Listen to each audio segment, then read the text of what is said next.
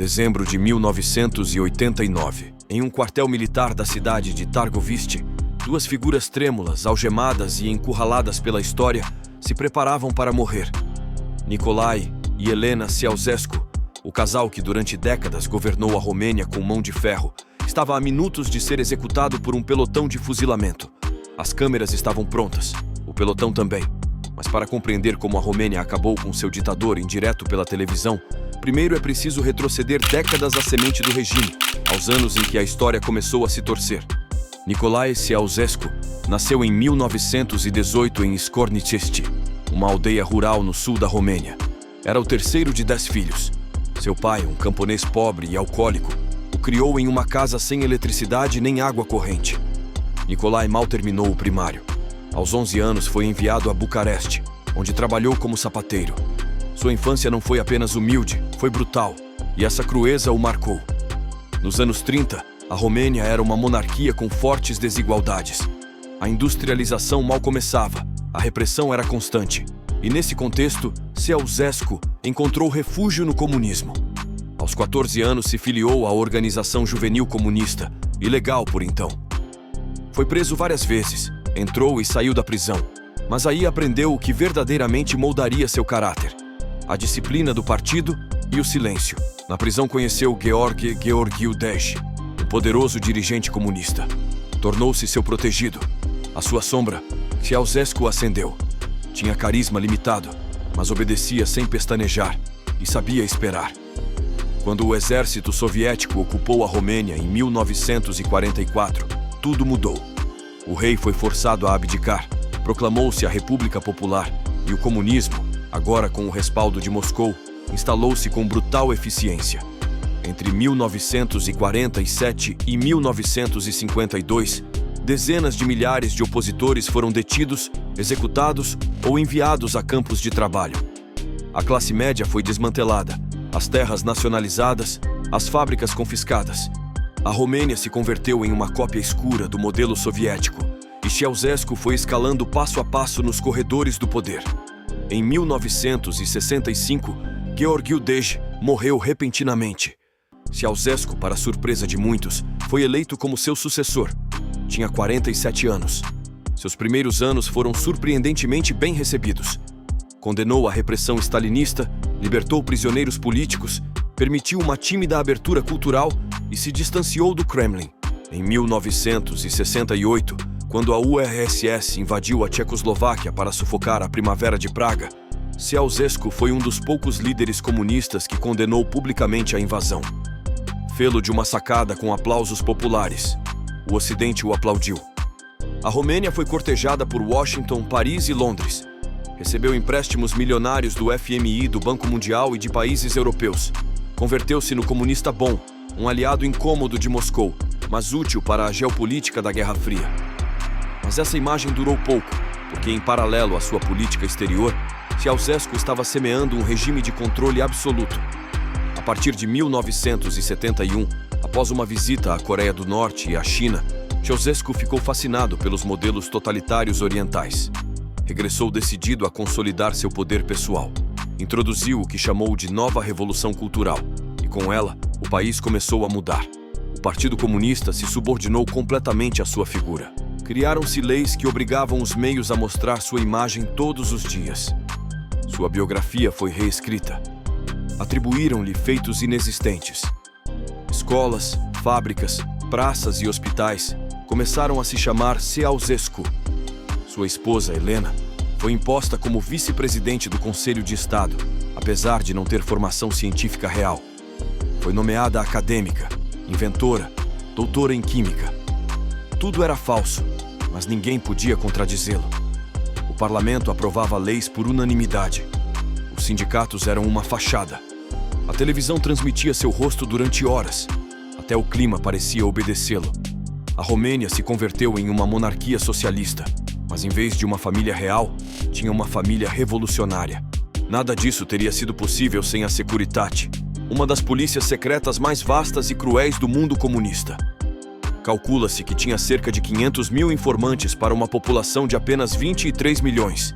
A Securitate controlava quase tudo na vida da população romena, desde telefones, abria cartas, vigiava reuniões familiares e recrutava delatores, inclusive em escolas primárias. Era informantes por todo lado. Você não devia confiar em ninguém. As prisões estavam cheias de dissidentes, artistas, sacerdotes e estudantes. A tortura era sistemática, mas o pior castigo era o silêncio, ser apagado da vida pública. O objetivo não era só castigar, era que ninguém se atrevesse a pensar diferente. Em 1981, Ceausescu decidiu liquidar toda a dívida externa, impondo uma exportação maciça da produção, o que causou fome generalizada, racionamento, pão, carne, eletricidade, água quente e restrições na Romênia, que se tornou um país de propaganda e miséria. Simultaneamente, o ditador mandou construir o colossal Palácio do Povo em Bucareste, maior que o Pentágono, demolindo mais de 9.000 edifícios, igrejas, bairros históricos, para erguer um monumento ao seu ego. Na conclusão da obra, a Romênia era um dos países mais pobres da Europa. Em março de 1989, vários líderes do Partido Comunista Romeno enviaram uma carta crítica, conhecida como a Carta dos Seis. Foi um fato inédito. A carta foi lida por emissoras estrangeiras. Pela primeira vez, a elite do regime rompia o silêncio. Na Europa Oriental, os regimes comunistas caíam como peças de dominó. Na Polônia, o sindicato Solidariedade forçava eleições. Na Hungria, abria-se a fronteira com a Áustria. Na Alemanha Oriental, o Muro de Berlim era derrubado. Na Tchecoslováquia, a Revolução de Veludo triunfava. Só a Romênia parecia congelada no passado. Ceausescu não mudava, redobrava a aposta. Em novembro de 1989, foi reeleito por unanimidade como secretário-geral do partido. Pouco depois viajou ao Irã para se reunir com o Ayatollah Khomeini, enquanto em seu país a tensão era insustentável. Voltou confiante. Acreditava ter tudo sob controle, mas se enganava. O dia 16 de dezembro, na cidade de Timisoara, ao oeste do país, começou um protesto para evitar que um pastor protestante, Laszlo Tokes, fosse expulso pelo regime. Era uma figura crítica, mas não um agitador violento. No entanto, centenas de pessoas se congregaram para apoiá-lo. A polícia agiu com força e o protesto cresceu. No dia seguinte, milhares marcharam. A repressão foi brutal. Houve disparos. Usaram-se tanques, morreram civis. Alguns foram jogados no rio, outros enterrados em fossas comuns. Mas já era tarde. A verdade havia se filtrado. Os jornalistas estrangeiros transmitiram as imagens. As emissoras húngaras mostravam cadáveres. Em poucas horas, toda a Romênia o sabia. O que começou como um protesto local se havia convertido em insurreição nacional. Para conter as manifestações que estavam ocorrendo em várias regiões do país, Nicolae Ceausescu resolve se pronunciar, convoca um comício na capital do país, Bucareste. O frio gélido de dezembro de 1989 preparava o palco para o fim dramático de uma das tiranias mais brutais da Europa. Na Praça do Palácio, em Bucareste, uma multidão de mais de 50.000 pessoas havia sido reunida à força, muitos tirados diretamente das escolas ou dos seus locais de trabalho. Alguns já estavam parados no frio por mais de 5 horas, todos à espera do homem que governara a Romênia com mão de ferro durante 24 anos, Nicolae Ceausescu. Dias antes, os protestos haviam eclodido em Timisoara, e a resposta sangrenta do regime, os soldados de Ceausescu abriram fogo contra civis. Fez com que as notícias se espalhassem e os protestos se alastrassem por todo o país. Desesperado para reafirmar o seu poder, Ceausescu convocou um comício em massa na capital, transmitido em direto na televisão nacional, um erro que se revelaria fatal. Ceausescu saiu para a varanda, acenando para a plateia. No entanto, havia algo estranho. A multidão estava quase imóvel, exceto pelas primeiras filas. Os aplausos ensurdecedores eram, na verdade, uma farsa, uma faixa pré-gravada a explodir de enormes altifalantes espalhados pela praça. O ditador começou o seu discurso, e tudo parecia ir bem até que, no meio de um agradecimento aos organizadores, gritos vieram de trás da multidão, um som que não fazia parte da gravação. O pânico instalou-se. A sua esposa, Helena, gritou que alguém estava a disparar, enquanto o seu guarda de segurança alertava: "Estão a entrar no edifício." Manifestantes haviam rompido as barreiras e estavam a dirigir-se ao edifício do Comitê Central, onde Ceausescu estava. O cameraman, cumprindo instruções específicas, apontou a câmera para o céu. Os manifestantes estavam agora diretamente abaixo deles, e tanto Nikolai como Helena gritavam para que se afastassem. "Isto é uma provocação", murmurou o ditador para si mesmo. Embora os guardas de segurança tivessem conseguido, de alguma forma, empurrar a multidão para trás das barreiras, era tarde demais. O discurso de Ceausescu continuou, anunciando aumentos salariais repentinos e pensões mais altas, mas a sua autoridade estava desfeita.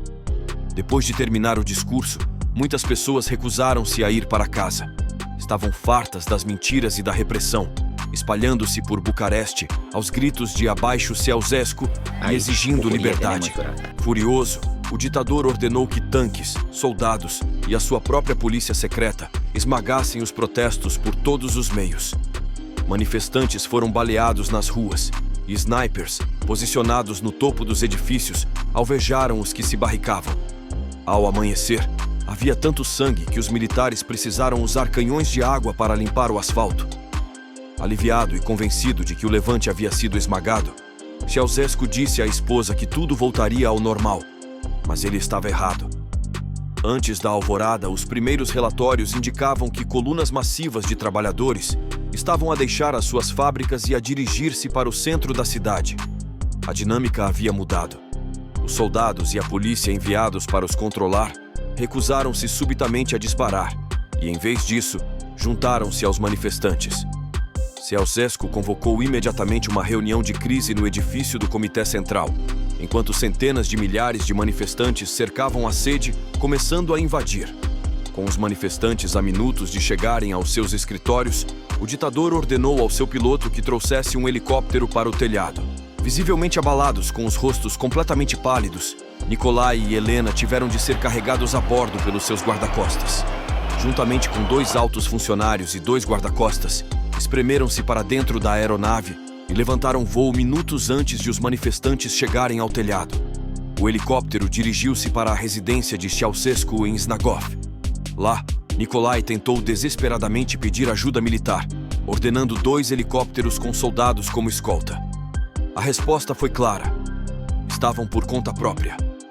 Convencido pelo piloto a descolar novamente, o casal deixou os 2 funcionários para trás para aliviar a carga. Ceausescu ordenou que voassem para a cidade ocidental de Titu, na esperança de alcançar uma guarnição leal. No entanto, uma mensagem no rádio interrompeu a fuga. Todos os voos estão proibidos. Qualquer aeronave não identificada será abatida. Forçados a aterrar, o piloto pousou-os numa estrada entre Bucareste e Targoviste, na sequência da ordem do exército de que todos os voos deveriam parar, em 22 de dezembro de 1989. Na capital, Bucareste, a revolta popular que começou em Timisoara no dia 17 de dezembro tinha se transformado em violentos confrontos entre manifestantes, apoiados por partes do exército, e as forças leais ao regime, principalmente a polícia secreta, a Securitate, após a fuga do casal de helicóptero do telhado da sede do Comitê Central. Manifestantes celebravam na Praça da Revolução, enquanto combates armados ocorriam em vários pontos-chave da cidade, incluindo a televisão nacional, que já transmitia a notícia da queda do ditador. Ali, os Ceausescus, agora apenas com 2 guardas de segurança, encontraram-se sozinhos. Conseguiram roubar um carro que passava, o de um mecânico de bicicletas, que os levou em direção à cidade de Targoviste. No caminho, ouviram com horror no rádio do carro um noticiário sobre a vitória do Levante em Bucareste. O mecânico de bicicleta sugeriu que se escondessem num instituto agrícola na periferia da cidade. Ao chegarem, o diretor do instituto empurrou o casal para uma sala e trancou a porta, prendendo-os. Pouco depois, a polícia local prendeu os 2 Ceausescus e entregou-os a um quartel militar próximo na cidade. O novo governo, formado pela recém-criada Frente de Salvação Nacional, estava determinado a levá-los a julgamento rapidamente. No dia seguinte à sua captura, 25 de dezembro, o novo chefe de Estado, Ion Iliescu, assinou um decreto estabelecendo um tribunal militar extraordinário a ser realizado imediatamente no quartel onde estavam detidos.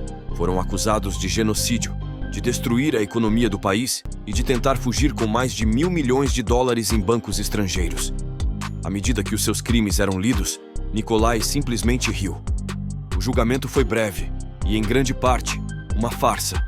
Durou cerca de 2 horas, sem possibilidade real de defesa ou recurso e com muitas irregularidades processuais.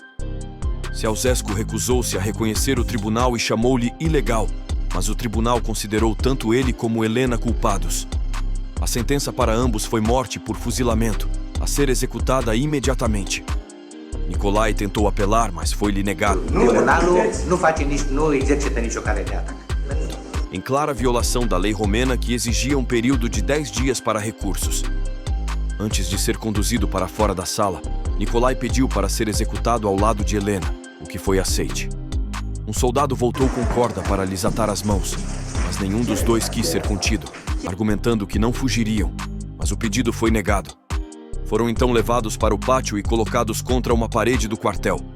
Helena começou a gritar insultos ao esquadrão de execução, enquanto Nikolai, relativamente calmo nos seus momentos finais, começou a cantar a primeira linha da Internacional, o hino de batalha dos trabalhadores. No dia seguinte, a televisão romena mostrou imagens dos 2 corpos ao pé da parede do quartel, a prova final de que os Ceausescus tinham partido. Em maio de 1990, a Romênia realizou as suas primeiras eleições livres desde 1937. Nas 2 décadas seguintes, o país juntou-se à NATO, entrou na União Europeia e começou o seu longo processo de reconstrução. Não perca as próximas histórias.